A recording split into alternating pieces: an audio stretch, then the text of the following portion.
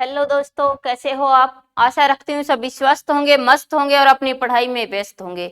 मैं डॉक्टर वेदकला यादव आप सभी का तहे दिल से स्वागत करती हूँ अपने प्यारे से लर्निंग प्लेटफॉर्म टीचर्स गोल पर। दोस्तों, इससे पहले की जो हमारी क्लास हुई थी उसमें हमने देखा कि आदिकालीन कवि और उनकी रचनाएं। आदिकालीन कवि और उनकी रचनाओं को ऐसे लॉजिक के साथ हम याद कर रहे हैं कि अगर कहीं से भी क्वेश्चन आए कभी भी हम भूल न पाए, कभी भी हमारा क्वेश्चन गलत न हो। इस प्रकार के लॉजिक के साथ इन रचनाओं को हम कर रहे हैं। एक ही क्लास इस पर पहले डाल दी गई है जिसमें जो कवि थे वो आपको एक शानदार ट्रिक के साथ, लॉजिक के साथ करवाए गए थे। आज बचे हुए जो कवि हैं वो हम लेते हैं, बने रहिएगा अंत तक साथ। अगर आप इन क्वेश्चन को इस प्रकार के से याद करते हैं कवि और उनकी रचनाओं को, तो जिंदगी में कभी नहीं भूल पाओगे दोस्तों, ये मेरा वादा है आपसे। बस आप मेरे साथ बने रहिएगा अंत तक। देखते हैं, कुछ कवि हमने पहले कर लिए थे, आदिकालीन अन्य कवि और उनकी रचनाएं आज हम करने जा रहे हैं कि आदिकालीन अन्य कवि और उनकी रचनाओं को हम कैसे याद करें।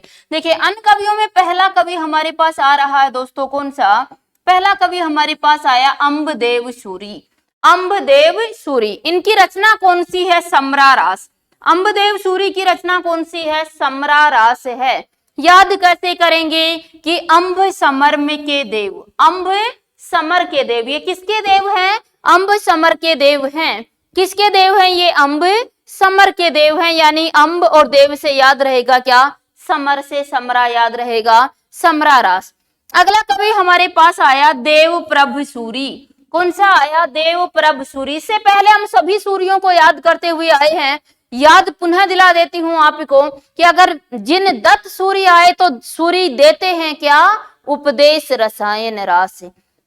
फिर आए शालिभद्र सूरी, तो याद आया होगा कि शाली को जीजा कैसा चाहिए, बाहुबली, यानी भारतेश्वर बाहुबली रास। और कैसा चाहिए उनको, बुद्धिमान, बुद्धि रास। और कैसा चाहिए, पंच पल्लव के जैसा महान चाहिए, पंच पल्लव रास। ये सभी किसकी थी, शालिभद्र सूरी की।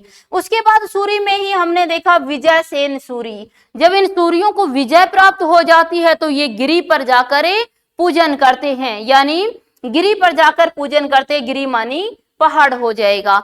उसके बाद में सूरी का ही आता है कि अगर जिन धर्म सूरी, जब ये सूरी धर्म में बैठते हैं तो बिल्कुल स्थूल होकर बैठ जाते हैं, स्थूली भद्र राशि जिन धर्म सूरी की हो जाएगी। और ये जंभ कर बैठ जाते हैं, जंभ दया रास भी उनकी हो जाएगी।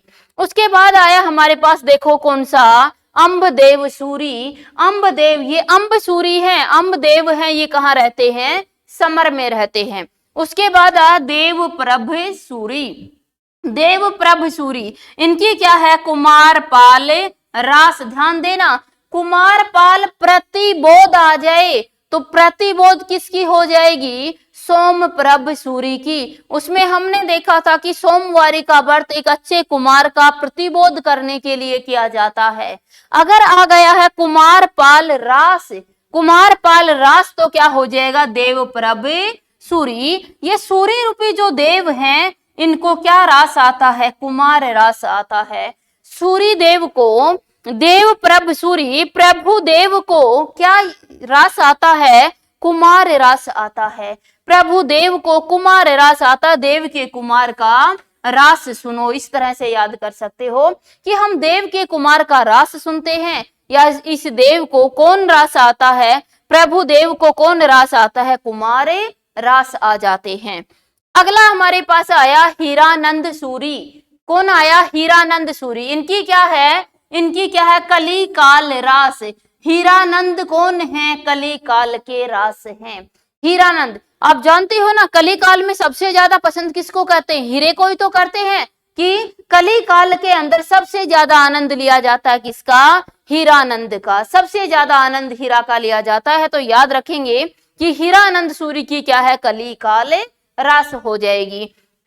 फिर है देहलन। देहलन की क्या है, गए सुकुमाल रास। देहलन की क्या है, गए सुकुमाल रास है। तो ये सुकुमाल, ये जो सुकुमाल था इसका देहला कर दिया गया, गया, गया क्या, देहला, सुकुमाल का देहला कर दिया गया है ना, देहलन हो जाएगा। फिर है पहलन। पहलन को पालने से याद रख लो, किससे याद रखेंगे? पालने से। आबू रास, आबू को बाबू बना लो। बाबू क्या करता है? हमारा पालन किया करता है। बाबू क्या करता है? पालन किया करता है। अगला आया हमारे पास मुनि रामसेन, या जिसको राम सिंह भी कहा जाता है। ये तो सभी को याद ही होगी, पाहुड़ा दोहा, है ना। राम के पाहु लागू, राम के पाहु लागू, यानी राम सिंह का पाहुड़ा दोहा है। अगला है मेरु तुंग, बहुत बार पूछी गई प्रबंध चिंतामणि।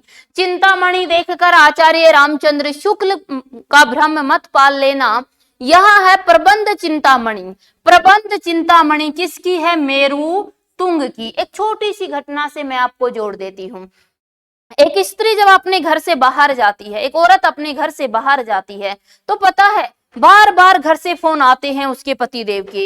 हाँ जी, कहाँ पहुंचे हो? पहुंच गए कि नहीं पहुंच गए? ठीक ठाक पहुंचे हो कि नहीं? तुम्हारी बस कहाँ तक पहुंची है अभी, है ना। ये सभी बार बार फोन करके पूछते रहते हैं। तो पता है उस औरत, उस पत्नी के मस्तिष्क में क्या बात आती है? वो कहती है, हे मेरे तुम प्रबंध करो, चिंता मत करो। अगर इतनी ही चिंता होती तो गाड़ी का प्रबंध कर कर भेज देते। यानी हे मेरे तुम प्रबंध करो, चिंता मत करो। क्या कहती है? हे मेरे तुम, याद रहेगा क्या? मेरु तुंग से। किससे याद रहेगा? मेरु तुंग। हे मेरे तुम चिंता करो, प्रबंध करो, चिंता मत करो। यानी प्रबंध चिंता मणि किसकी रहेगी? मेरु तुंग की। बताओ दोस्तों, क्या कभी भूल पाओगे? नहीं भूल पाओगे ना। हे मेरे तुम, क्या कह रहा है, क्या कह रही है? मेरे तुम प्रबंध करो, चिंता मत करो। अगला हमारे पास आया क्या? राजशेखर सूरी। राजशेखर सूरी किसकी है? नेमिनाथ। इसकी रचना क्या है? नेमिनाथ फागु। ध्यान देना, नेमिनाथ रास आए तब तो हम नाथ का नाम लेते हैं, है ना। नाथ का नाम लेते हमें सुमति आ जाती है, सुमति गणी की हो जाएगी। लेकिन यह फागु है। राज के शिखर में क्या खेला जाता है? राज के शिखर में नाम ले लेकर फागुन खेला जाता है। राज के शिखर में नाम ले लेकर फाग खेला जाता है, फागुन खेला जाता है, होली खेली जाती है ना। तो राज के शिखर में नाम ले लेकर फागु खेला जाता है। उसके बाद हमारे पास आता है कि श्रीधर। अन्य कवि कौन सा आया? श्रीधर। श्रीधर का क्या है? रणमल छंद। तो रण में जाते समय इन छंदों को श्री धारण करके जाना चाहिए। आप जानते हो ना कि एक छोटी सी घटना से जोड़ देती हूं आपको कि ये छंद, जब हम युद्ध में जाते हैं तो छंद कितना हमारा सहयोग करते हैं। छंदों को, युद्ध में जाते समय छंदों को श्री धारण करके जाना चाहिए। आपने पृथ्वीराज रासो पढ़ा होगा, और पृथ्वीराज रासो में जानते हो जब पृथ्वीराज ने मोहम्मद गोरी को मारा तो यही छंद उसके काम आया था। एक दोहा बोला गया था चंद के द्वारा, चंद बरदाई के द्वारा, मत चूको चौहान, और मत चूको चौहान, चौहान भी नहीं चूक पाए। इतना महत्व है इन छंदों का। तो याद रख लेना कि जब रण में जाओ तो छंद को सिरोधार्य करके ले जाना, श्री धारण करके ले जाना, किसको? छंद को। अगला हमारे पास आया जो इंदु। जो इंदु की दो रचनाएं हमारे पास आती, एक परमात्मा प्रकाश और दूसरा योग सार, जिसको योग सार है, ये योग चंद्र मुनि के द्वारा भी लिखी गई थी, ध्यान दे लेना, है ना। जाओ जो इंदु, तो जो इंदु को कैसे याद रखे? जो इंदु को हम बना दे जाओ इंदु, कुछ ऐसा ही तो साउंड आ रहा है। जाओ इंदु, योग करके परमात्मा का प्रकाश प्राप्त कर लो। जाओ इंदु, योग करके परमात्मा का प्रकाश प्राप्त कर लो। दोस्तों, अगर बार बार आप मेरे साथ इसका रिवीजन कर रहे हैं ना, तो मैं विश्वास दिलाती हूं कि जिंदगी में कभी नहीं भूलोगे इन रचनाओं को, आप कभी भी। और कोई क्वेश्चन आप गलत नहीं कर सकते हैं। जाओ इंदु, जो इंदु आते क्या कहेगा मस्तिष्क? जाओ इंदु, क्या करो? योग करो और परमात्मा का प्रकाश प्राप्त कर लो। अगला हमारे पास आया लक्ष्मीधर। लक्ष्मीधर का प्राकृत पंगलम वैसे ही आपको याद रह जाएगा। अगला है गुलाब कवि। गुलाब कवि का क्या है? गुलाब कवि की है करी हपा को राजो। करी हपा को राजो किसकी है? गुलाब कवि की है। आगे देखो, आगे आया हमारे पास होल कवि। होल कवि बार बार पूछा जाता है। होल कवि की क्या है? गाहा शब्द सती या गाथा शब्द सती। देखो, होल गाथा शब्द सती या गाहा शब्द सती, सती की जब गाथा गाते हो तो कहाँ बैठकर गाई जाती है दोस्तों? होल में बैठकर गाई जाती है। सती की गाथा कहाँ बैठकर गाते हैं? हॉल में बैठकर गाते हैं, सती की गाथा हॉल में बैठकर गाई जाती है। याद रखें, हॉल कवि आते सती की गाथा याद आ जाएगी आपको। अगला कवि आया हमारे पास व्यास, कवि व्यास। व्यास का अर्थ, शाब्दिक अर्थ क्या होता है व्यास का? फैलाव, है ना, बड़ा। तो देखो, नल दमयंती की कथा बहुत विस्तृत है, बहुत व्यास है, आप जानते हो ना, बहुत ही बड़ी कथा है। नल दमयंती की कथा व्यास है, याद रखेंगे व्यास कवि की क्या है? नल दमयंती कथा है। अगला हमारे पास आया लालचंद। लालचंद की पद्मनी चरित, पद्मनी चरित है, रचित नहीं है, ये पद्मनी चरित है। उसके बाद में आया पृथ्वीराज। पृथ्वीराज की क्या है? वेणी कृष्ण रुकमणि है। तो ये हमारी कुछ रचनाएं थी, और भी आगे देख लेते हैं। चंद्र मुनि की क्या होगी? पुराणसार। चंद्र मुनि की पुराणसार है। विजय चंद्र सूरी की क्या है? नेमिनाथ चंदपई। नेमिनाथ चंदपई किसकी है? विजय चंद्र सूरी की है। तो ये रचनाएं दोस्तों हमारे पास थी। जो ये लास्ट की रचनाएं ये कम पूछी जाती हैं परीक्षाओं में, इसलिए मैंने आपको याद नहीं करवाया।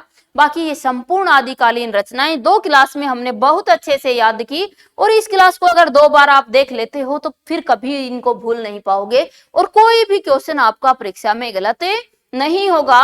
हिंदी साहित्य का यह भाग रचना और रचनाकार, प्रत्येक दिन कोशिश रहेगी कि एक क्लास आप तक पहुंचाई जाए और इन रचना और रचनाकारों को आपको अच्छे से याद करवा दिया जाए, जो किसी भी परीक्षा में आए तो हमारा क्वेश्चन गलत न हो। जय हिंद, जय भारत।